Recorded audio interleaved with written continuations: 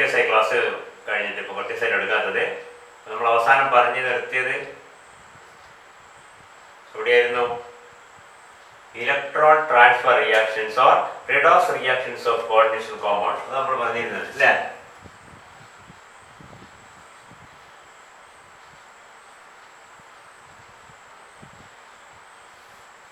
Redox reactions, that is a oxidation reduction reactions involving coordination compounds.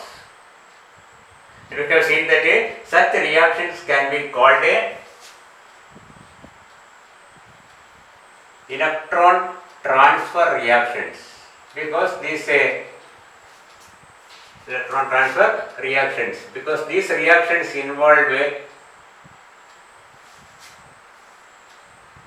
oxidation involve removal of an electron and reduction involve addition of electrons. Any electron or electrons, one or two, whatever it may be.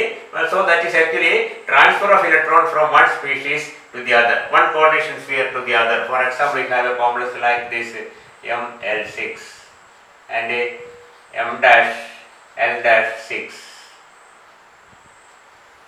You can see if this M is oxidized, we get the Ml6 plus, and of course we get the M-L-6 minus, or it can be Ml6 N plus and Ml-6 M plus will give a Ml6 N minus 1 plus, and here it will be M plus 1 plus, isn't it? So that is a transfer of electron. One electron angine undava namakariya. Such reactions are usually in the case of coordination compounds. Such reactions are called electron transfer reactions, and we can look into a very simple example, that is the reaction between nammal parnjane ferrocyanide and ferricyanide. See, if an electron transfer takes place between these two species, you can say this is iron 2 and this one is iron 3. So evidently an electron transfer may occur from iron 2 to iron 3, not from iron 3 to iron 2, because iron 3 cannot be oxidized into iron 4, or iron 2 cannot be reduced into iron 1. ഇത് higher oxygen സ്റ്റേറ്റുള്ള iron 3 ഒരു electron receive ചെയ്ത് iron 2 ആയി മാറുന്നു. Lower oxygen സ്റ്റേറ്റുള്ള iron 2 ഒരു electron loose ചെയ്ത് iron 3 ആയി മാറുന്നു. We can see that an electron is transferred like this, and the product form we can say this is converted into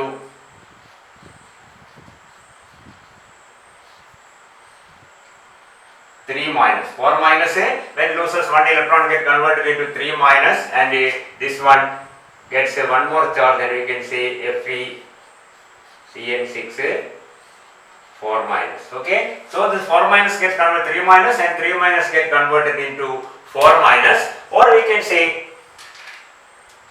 the iron 2 gets oxidized into iron 3, and this iron 3 gets reduced into iron 2. That's why it is FeCN6 4 minus, FeCN6 3 minus, by the transfer of an electron from iron 2 to iron 3. And in this case we can see that the reactants and the products are identical, and we can say that there is no net chemical change, isn't it? No net chemical change is the reaction. കാരണം റിയാക്ടന്റും ferrocyanide ഫെറിസൈനൈഡും ആയിരുന്നു. Ferrocyanide ഫെറിസൈനൈഡുമായി, ഫെറിസൈനൈഡ് ഫെറോസൈനൈഡായി മാറി. A plus B giving B plus A എന്ന് പറയുന്ന പോലത്തെ reaction ആണ്. Net chemical reaction is nothing, isn't it? So we can say this is at the same time, if you consider a reaction like this, FeCN6 4 minus plus IrCN6 2 minus. This is a iron 2 we can say, and this is iridium 4. So naturally, if an electron transfer takes place between this, you can see iridium 4 will be reduced into iridium 3, iron 2 will be oxidized into iron 3. We can say that an electron get transferred from iron 2 to iridium 4, converting the product into Fe CN6 4 minus electron പോയി എന്താ പറയുക 3 minus ആയി മാറും because iron 2 is converted into iron 3 plus a IR CN6 iridium 4 iridium 3 അപ്പോൾ എന്തായി ഇത് 3 minus ആയി. ശ്രദ്ധിച്ചിങ്ങനെ ഒരു കാര്യം ശ്രദ്ധിക്കുക 4 minus 2 minus കൂടി 6 minus ഉണ്ടാവും 3 minus 3 minus 6 വ്യത്യാസം വരാൻ പാടില്ല, വ്യത്യാസം വരില്ല നമുക്കറിയാം, മനസ്സിലായില്ലേ? So this is also an electron transfer reaction, but you can say in this case there is a net chemical change. അല്ലേ, റിയാക്ഷൻ മുമ്പേ ഫെറോ സയനൈഡും ഇറിഡിയം 4ന്റെ കോംപ്ലക്സും ആയിരുന്നു. റിയാക്ഷൻ നടന്നു കഴിഞ്ഞാൽ അത് ഫെറി സയനൈഡും ഇറിഡിയം 3യുടെ കോംപ്ലക്സുമായി മാറി. ഇത് അയൺ 2 അയൺ 3 ആയി മാറി, ഇറിഡിയം 2 ഇറിഡിയം 3 ആയി മാറി. മനസ്സിലായില്ലേ? Iron 2 gets oxidized, iridium 4 gets reduced. Here these two reactions are similar, but we can say here there is no net chemical change, even though there is a transfer of an electron from one species to the other. Here also there is an electron transfer from one species to the other, but this leads to a net chemical change.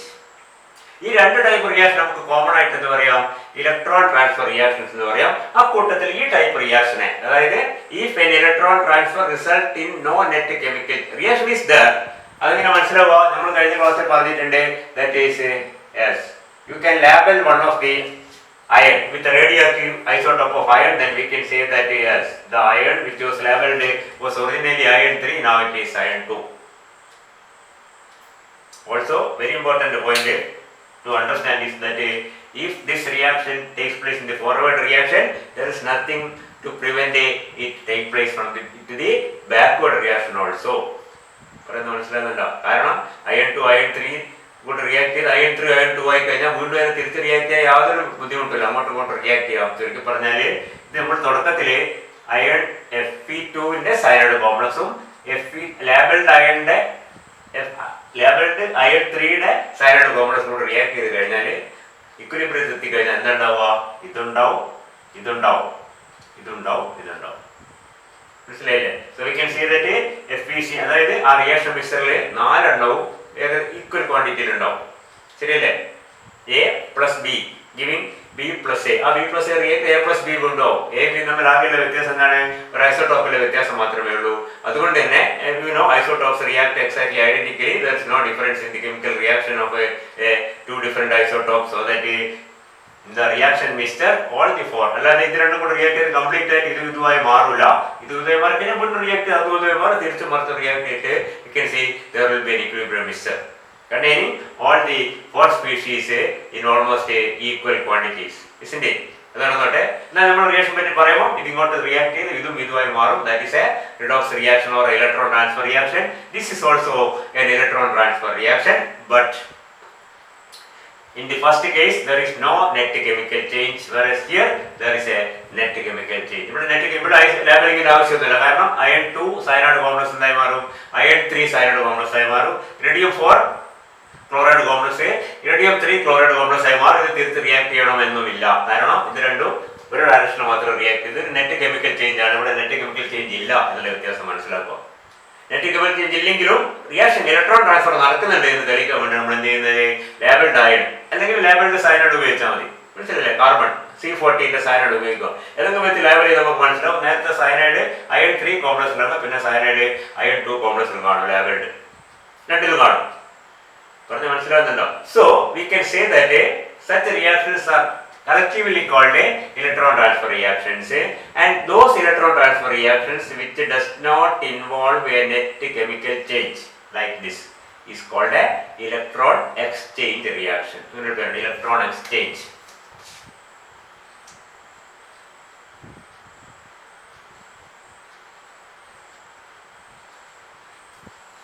Electron exchange reactions. What's the point? ഇതിൽ രണ്ട് വ്യത്യസ്ത metal കാണുന്നുണ്ട്. ഇവിടെ ഒരേ metal തന്നെയാണ് iron 2 iron 3. ഒരേ metal ആകത്തെ രണ്ട് ligand ആയി തന്നെ നമുക്കറിയാം that is a reaction which leads to a net chemical. ഒരേ മെറ്റലിന്റെ രണ്ട് different complex. For example we can see an electron transfer to take place between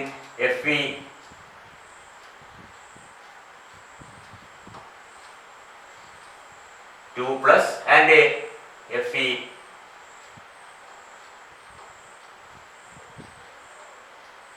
plus. PHE എന്ന് പറഞ്ഞാൽ ഫിനാന്ത്രോളിൻ എന്ന ലിഗാൻഡ് ആണ്. Phenanthroline iron phenanthroline is a bidentate ligand. ഫിനാന്ത്രോളിനൊക്കെ ബുക്കിൽ കണ്ടിട്ടുണ്ടാവും, വരച്ച് കാണിക്കാൻ സമയം വളരെ കുറവാണ്. Phenanthroline is a ligand something like this. നമ്മൾ നേരത്തെ സൂചിപ്പിച്ചിട്ടുണ്ട് ബൈഡെൻഡേറ്റ് ലിഗാൻഡ് പഠിക്കുമ്പോൾ നമുക്ക് ഓർമ്മ ഉണ്ടാവും. ദിസ് ഈസ് കോൾഡ് ബൈപെരിഡൈൻ എന്നാണ്. ബൈപെരിഡൈൻ എന്ന് പറയും. ഇത് ഇങ്ങനെ ഇങ്ങനെ വന്നാൽ this is called a phenanthrolene. This is a bidentate ligand. Okay, അങ്ങനത്തെ മൂന്ന് സയനൈഡ് 6 വേണം, ഇതാകും 3 വേണം. This is a phenanthrolene complex of iron 2, phenanthrolene complex of iron 3. If these two react together, we can get this is oxidized into iron 3, this is reduced into iron 2. അപ്പോൾ എന്താണ്ടാവോ? Fe phenanthrolene thrice 3 plus and 2 plus. Again, we can see that there is no net chemical change, or this is a electron exchange reaction. Similarly,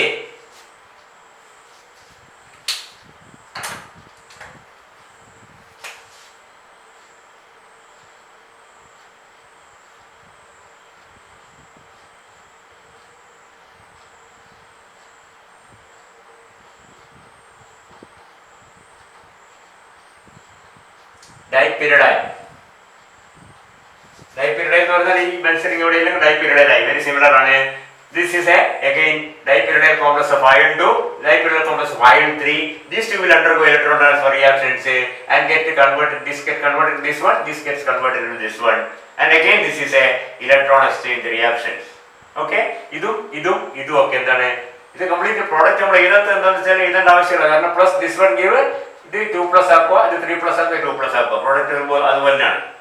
ഈ സമയം കളയണ്ടെന്ന് വെച്ചിട്ടാണ്. And we can see that ഇതും ഒക്കെ എന്താണ്? Electron transfer റിയാക്ഷനോ അക്കൂട്ടത്തിന് എന്താണ്?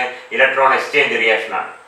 ഓക്കെ, ഇനി വേണമെങ്കിൽ ഈ അയൺ 2 കോംപ്ലക്സും ഈ അയൺ 3 കോംപ്ലക്സും കൂടെ റിയാക്ട് ചെയ്ത് കഴിഞ്ഞാൽ ഇത് അയൺ 3 ആയി മാറും, ഇത് അയൺ 2 ആയി മാറും. Because this is iron 3, this is iron 2. അപ്പോൾ അതെന്താണ്? അത് ഇലക്ട്രോൺ ട്രാൻസ്ഫർ റിയാക്ഷൻ ആണ്. പക്ഷെ അതെന്തല്ല, അത് ഇലക്ട്രോൺ എക്സ്ചേഞ്ച് റിയാക്ഷൻ അല്ല. മനസ്സിലാകുന്നുണ്ടോ? Here the reactant is Fe dipyridyl thrice 2 plus, product will be Fe dipyridyl thrice 3 plus, and this get converted into reduced into 2 plus. That means that is a electron transfer reaction, not a electron exchange reaction. വ്യത്യാസം മനസ്സിലാകുന്നല്ലോ? അപ്പോൾ ഒരേപോലത്തെ രണ്ട് complex ferrocyanide ഫെറിസൈനൈഡ് ആണെങ്കിൽ അതിൽ electron transfer നടന്നു കഴിഞ്ഞാലും അതിന്റെ net chemical change ഇല്ലായതുകൊണ്ട് such reactions are called electron exchange reactions. A lot of such reactions are there. And if the reacting species are different like this, ഒരേ മെറ്റലിന്റെ രണ്ട് കോംപ്ലക്സോ രണ്ട് ഡിഫറെന്റ് മെറ്റലിന്റെ രണ്ട് ഡിഫറെന്റ് കോംപ്ലക്സോ, ഇവിടെ മെറ്റൽ ലിഗാൻഡ് ഒക്കെ മാറ്റാണ്. ഇങ്ങനെ വരുമ്പോഴും റിയാക്ഷൻ നടക്കും. പക്ഷെ അവിടെ എന്താണ്? നെറ്റ് കെമിക്കൽ ചേഞ്ച് ഉണ്ട്. അതിന് നമ്മൾ എന്ത് പറയില്ല? Electron exchange. ഇലക്ട്രോൺ എക്സ്ചേഞ്ച് എന്ന് പറയുന്നത് അല്ലെങ്കിൽ വേറെ എക്സാമ്പിൾ ആണ് CO NH3 6 times 2 പ്ലസും CO NH3 6 times 3 പ്ലസ് കൂടെ റിയാക്ട് ചെയ്ത് കഴിഞ്ഞാൽ 2 പ്ലസ് 3 പ്ലസ് ആയി മാറും, 3 പ്ലസ് 2 പ്ലസ് ആയി മാറും. Again that can be followed only by using a labeled metal, and we can see that such a reaction is again like this, that is a electron exchange reaction. ഇവിടെ ആകെ ഒരു വ്യത്യാസമുള്ള രണ്ടും തമ്മിൽ ഒരു charge വ്യത്യാസമാണ്. ആ ചാർജ് വ്യത്യാസമുള്ള ഒരു സ്പീഷീസ് ഓക്സിഡൈസ് ചെയ്യപ്പെടുമ്പോൾ മറ്റേ സ്പീഷീസ് റെഡ്യൂസ് ചെയ്യപ്പെടും. അതുകൊണ്ട് തന്നെ അതിലെ നെറ്റ് കെമിക്കൽ ചേഞ്ച് നില്ലാണ്. Such reactions are electron exchange reactions, and reaction like this or like this or this, ഇതും റിയാക്ട് ചെയ്യാം. അയൺ 2 അയൺ 3 ഈ 3ഉം ഈ 2 റിയാക്ട് ചെയ്യാം. അതൊക്കെ ഇതും റിയാക്ട് ചെയ്യുമ്പോൾ ഇലക്ട്രോൺ എക്സ്ചേഞ്ച് ആണ്, ഇതും റിയാക്ട് ചെയ്യുമ്പോൾ ഇലക്ട്രോൺ എക്സ്ചേഞ്ച് അല്ല എന്നും മനസ്സിലാക്കും. ഓക്കെ,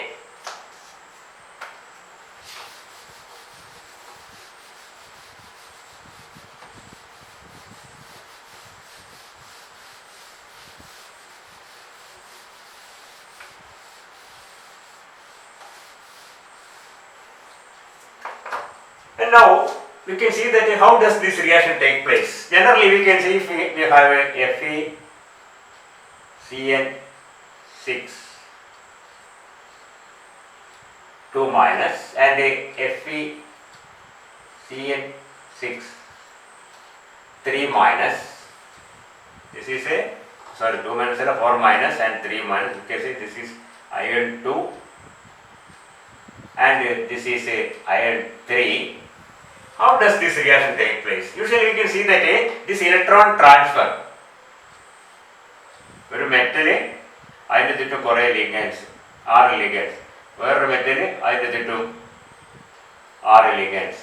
ഇത് രണ്ടും ഇതാ ഇതിൽ ലിഗാൻഡ് ഉണ്ട്. You can see that when these two meet together, something happens and through the ligandന്റെ ആ സ്ഫിയറിൽ കൂടി എങ്ങനെയോ ഒരു ഇലക്ട്രോൺ ഇവിടുന്ന് ഇവിടത്തേക്ക് എത്തിപ്പെട്ടാണ്. The electron get transferred because we know it is from the metal that the electron is transferred. സയനൈഡിൽ നിന്നോ അല്ലെങ്കിൽ ഫിനാത്രോളിൽ നിന്നോ അല്ലെങ്കിൽ എന്താണ് ക്ലോറൈഡിൽ നിന്നോ അല്ല, ഇലക്ട്രോൺ പോകുന്നതാണ് മെറ്റൽ, സെൻട്രൽ മെറ്റൽ ആറ്റത്തിൽ നിന്നാണ്. Central metal atom loses one electron and the other central metal atom gains an electron.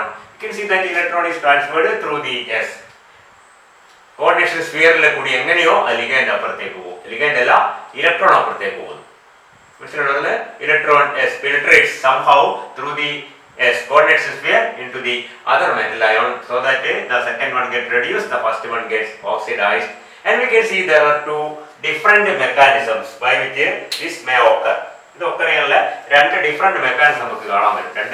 രണ്ടല്ല കൂടുതൽ പല മെക്കാനിസം കാണും. വളരെ സിഗ്നിഫിക്കൻ്റ് ആയ അല്ലെങ്കിൽ വളരെ ക്ലിയർ ആയ രണ്ട് മെത്തേഡ്സ് അല്ല, രണ്ട് മെക്കാനിസം ഈ റിയാക്ഷൻ നമുക്ക് പഠിക്കാനുണ്ട്. ഒന്ന് that is called the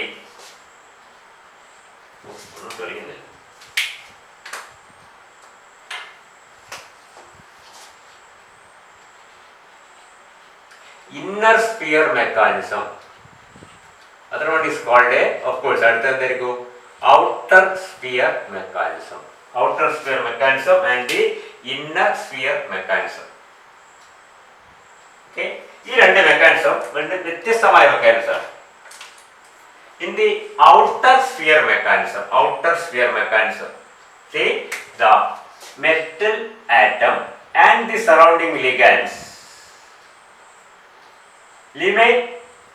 remain intact after the reaction. That means that no metal ligand bond breaks. M dash on it, L dash, L dash, L dash, L dash, L dash.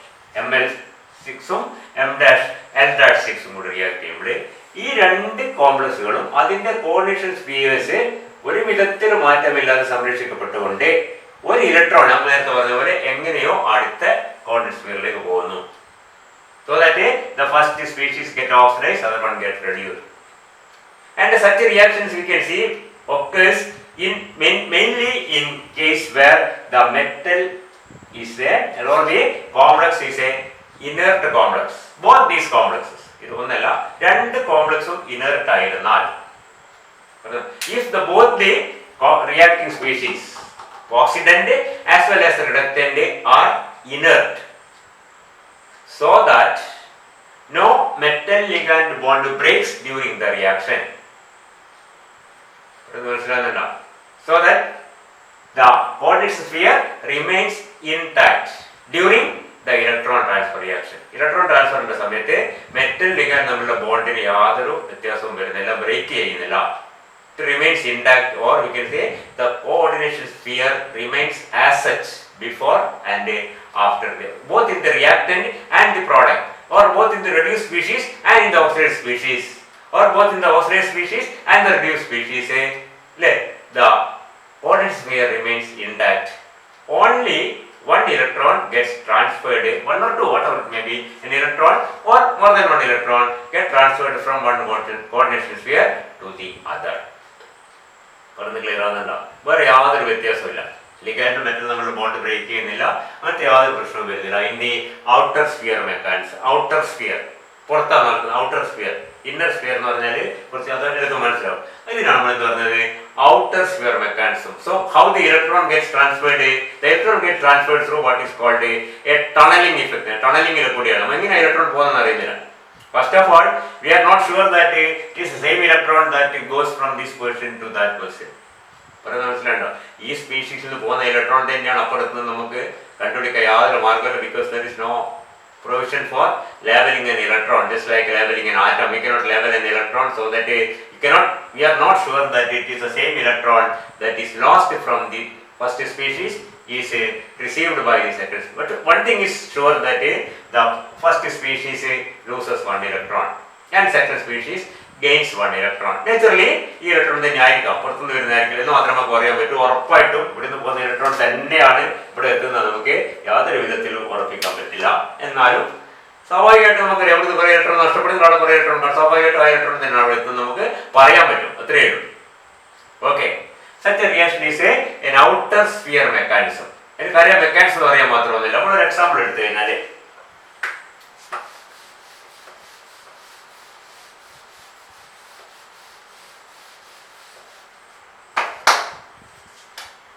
നമ്മൾ നേരത്തെ first ചെയ്ത example എന്താണ്? FeCN6 that is iron 2 complex react with FeCN6 3 that is the iron 3 complex. You can say iron 3 cyanide is a very strong ligand, so it forms a low spin complex. In both cases they are low spin complexes, so this is a low spin. എന്താണ്? iron 2 ആണ്. iron 2 എന്ന് പറഞ്ഞാൽ D6 ആണ്. ഇത് iron 3 ആണ്, അതും law spin ആണ്,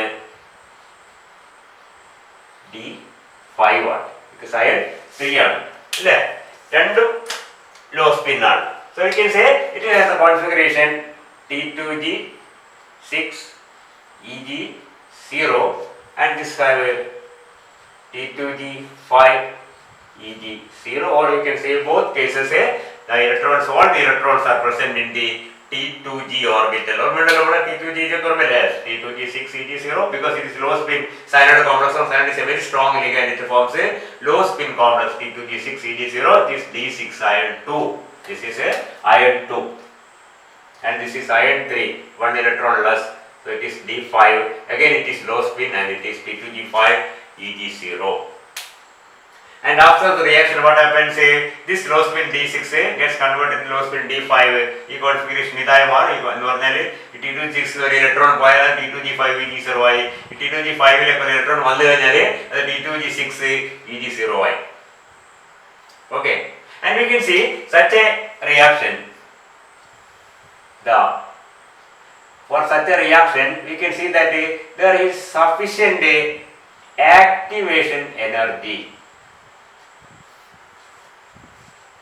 റിയാക്ടന്റിന്റെ പ്രോഡക്റ്റിന്റെയും എനർജി തമ്മിൽ യാതൊരു വ്യത്യാസമില്ല. നമ്മുടെ പഴയ ഗ്രാഫ് ഫോർ മെക്കാനിക്സിൽ you can see that the reactant and products are same, but still you can see that there is an appreciable activation energy. These are the reactants and these are the products at the same energy level because there is no difference between reactant and product, but it requires a sufficient or somewhat considerable activation energy. ഇവിടെ എന്ത് activation, എന്താണ് ഈ activation energy എന്നാണ് ഉദ്ദേശിക്കുന്നത് നമുക്ക് നോക്കാം. നമ്മൾ ഈ ഒന്നുകൂടി സൂക്ഷിച്ച് നോക്കിക്കഴിഞ്ഞാൽ you can see that ferrocyanide and ferricyanide they have an iron 2 bonded to a cyanide in one species, and the other species we have an iron 3 bonded to a cyanide like this. isn't it? ഒരു cyanide 6 cyanide നമ്മൾ മാത്രമേ നോക്കുന്നുള്ളൂ. And you can see that if you look into the bond length FeCN or FeC bond length, iron carbon bond length, will it be the same? No. Why? Because this is iron 3. You can see the iron 3 attracts the ligands more towards it compared to iron 2. So metal ligand bond length depends on the oxidation state of the metal. If the metal is at a higher oxidation state, it will attract the ligands more. That means this bond length will be slightly longer, isn't it? And this will be slightly shorter. Okay. അപ്പോൾ മനസ്സിലാക്കോ? മനസ്സിലായില്ലേ? Because iron 3 ആണ്. Iron 3 എന്ന് പറഞ്ഞാൽ charge കൂടുതലാണ്, അപ്പോൾ അത് ligand attract ചെയ്യുന്നത് കുറച്ചുകൂടി സ്ട്രോങ് ആയിട്ടായിരിക്കും. എന്ന് പറഞ്ഞാൽ ലിഗാൻഡിനെ കുറച്ചുകൂടി അടുത്തേക്ക് അട്രാക്ട് ചെയ്യാൻ അയൺ 3ക്ക് കഴിയും compared to iron 2. So the iron carbon bond length in these two will be slightly different and it will be shorter in the iron 3 complex than in the iron 2 complex. Isn't it? Okay. Other point. Any other ശ്രദ്ധിക്കുക. If these two species undergoes an electron transfer, what happens? Iron 3 ൽ നിന്ന് iron 2 ൽ നിന്ന് ഒരു electron iron 3 ലേക്ക് പോവാണ്. Okay. അപ്പോൾ എന്തായി മാറും? iron 3 iron 2 ആയി മാറും. isn't it? And iron 2 will become iron 3. വ്യത്യാസം മനസ്സിലായോ നിങ്ങൾക്ക്? അങ്ങനെ വരുമ്പോൾ എന്താ സംഭവിക്കുന്നത്? അയൺ 2-ന് അയൺ കാർബൺ ബോണ്ട് ലെങ്ത്, ഫെറോസയനൈഡിലുള്ള iron carbon bond length fixed ആണ്, ഫെറോസയനൈഡിലും ഫിക്സഡ് ആണ്. പക്ഷെ ഇവിടെ ഇലക്ട്രോൺ ട്രാൻസ്ഫർ നടന്നു കഴിയുമ്പോൾ എന്താ സംഭവിക്കുന്നത്? Yes, this iron 2 becomes iron 2 so that the bond should get slightly compressed, isn't it? iron 2 electron loose ചെയ്ത iron 3 ആയി മാറി. ഇപ്പൊ ലിഗാൻഡിനെ കുറച്ചുകൂടി അടുത്തേക്ക് അട്രാക്ട് ചെയ്യാൻ പറ്റും. നേരത്തെ Fe3 ആയിരുന്നത് കൊണ്ട് ലിഗാൻഡിനെ കുറച്ചുകൂടി അടുത്തേക്ക് അട്രാക്ട് ചെയ്തിരുന്ന ആ iron 3 ഇലക്ട്രോൺ ട്രാൻസ്ഫറിന് ശേഷം iron 2 ആയി മാറും. അപ്പൊ എന്ത് സംഭവിക്കും? the bond should slightly increase, isn't it? അപ്പൊ ഈ ബോണ്ട് കുറച്ച് ഇൻക്രീസ് ചെയ്യുകയും ബോണ്ട് ലെങ്ത് കുറച്ച് കുറയുകയും ഈ ബോണ്ട് ലെങ്ത് കുറച്ച് കൂടുകയും ചെയ്യേണ്ടി വരും ആഫ്റ്റർ ദി ഇലക്ട്രോൺ ട്രാൻസ്ഫർ. മനസ്സിലാണ്? ഇലക്ട്രോൺ ട്രാൻസ്ഫർ നടന്നു കഴിഞ്ഞാൽ iron 2 complex is now iron 3, so that the bond should be slightly reduced in length, slightly, and after the electron transfer this iron 3 is now iron 2 and bond should slightly increase in length. ശരിക്കും പറഞ്ഞാൽ electron transfer നടന്നു കഴിഞ്ഞ ഉടനെ ഈ bond ലെങ്ത്തുകൾ രണ്ടും എന്തിലാണ്? Excited state, വൈബ്രേഷനിൽ എക്സൈറ്റഡ് സ്റ്റേറ്റിലാണ്. isn't it? You are familiar with the Frank quantum principle. Frank quantum principle അനുസരിച്ച് എന്താ പറയുന്നത്? Yes, electronic transitions are much faster than bond vibrations, or during electronic transitions bond length remains almost the same. Bond vibrate ചെയ്യാൻ വേണ്ട സമയം electron transfer ചെയ്യാൻ വേണ്ട സമയത്തേക്കാൾ വളരെ കൂടുതലായതുകൊണ്ട് തന്നെ ഇലക്ട്രോൺ ട്രാൻസിഷൻ നടക്കുമ്പോൾ, ഇലക്ട്രോൺ മൂവ്മെന്റ് നടക്കുന്ന ആ ടൈം പീരീഡിൽ ബോണ്ടിന് കാര്യമായ മാറ്റങ്ങളൊന്നും വരുന്നില്ല. Or we can say that yes, very light electrons move much faster than comparatively heavy atoms. So atom heavy ആണ് compared to electron, an atom is very heavy, they will move very slowly compared to electron which are very light, so that they can move very fast. So electron transfer നടക്കാൻ വേണ്ട സമയം, അതാണ് Frank quantum principle നമുക്കറിയാം, വളരെ വളരെ വളരെ കുറവാണ് compared to bond vibration. Time taken for bond vibrate ചെയ്താൽ മാത്രമേ എന്താവും? അത് കംപ്രസ്ഡോ ഇലോങ്ങേറ്റഡോ ആവുകയുള്ളൂ. മനസ്സിലായില്ലേ?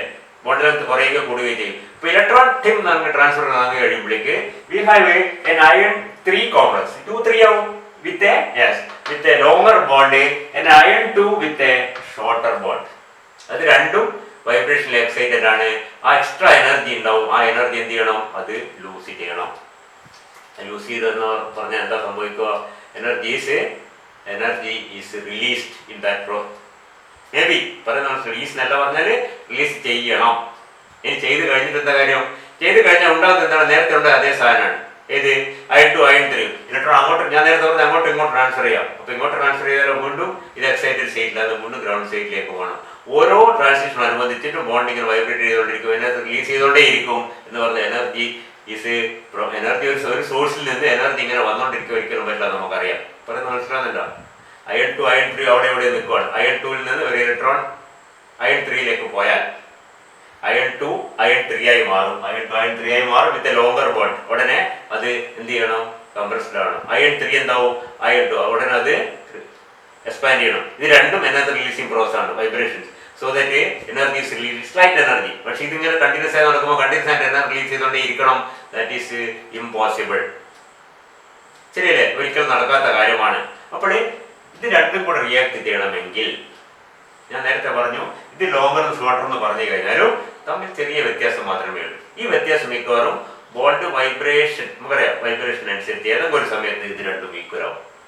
പറഞ്ഞൊക്കെ മനസ്സിലായി? പോയിന്റ് iron 2 ഈ ലോങ്ങർ ആയ ബോണ്ട് ഒന്ന് ചില സമയത്ത് ലേശം ബോണ്ട് നമുക്കറിയാം, ബോണ്ട് റിജിഡ് അല്ല, ചിലത് നമുക്കറിയാം. കെമിക്കൽ ബോണ്ട് ബിറ്റ്വീൻ 2 atoms നമ്മൾ പെട്രോസ്കോപ്പിലൊക്കെ ആദ്യം പഠിക്കുന്നുണ്ട്, IR-ലൊക്കെ. Just like 2 spheres connected with a spring, അല്ലേ? ആ സ്പ്രിങ് ചില ഇങ്ങോട്ടും മൂവ് ചെയ്യും. Bonds slightly increase in length or slightly decrease in length, that is called bond vibration. അപ്പോൾ ഇതും വൈബ്രേറ്റ് ചെയ്യുമ്പോൾ ചില സമയത്ത് സപ്പോസ് നമുക്ക് ഇതിന്റെ വാല്യൂ എത്രയെങ്കിലാണ്, ഇത് നമ്മുടെ 115 PM ആണെന്ന് വിചാരിക്കോ. ഇതൊന്നും ആരും കണക്കിലെടുക്കരുത്. 115 അല്ല, ഇതെന്തായിരിക്കും? ഇത് ഷോർട്ടർ ആണെങ്കിൽ ചിലപ്പോൾ 105 PM ആയിരിക്കും. ബാക്കി അടുത്ത ക്ലാസ് പറയാം.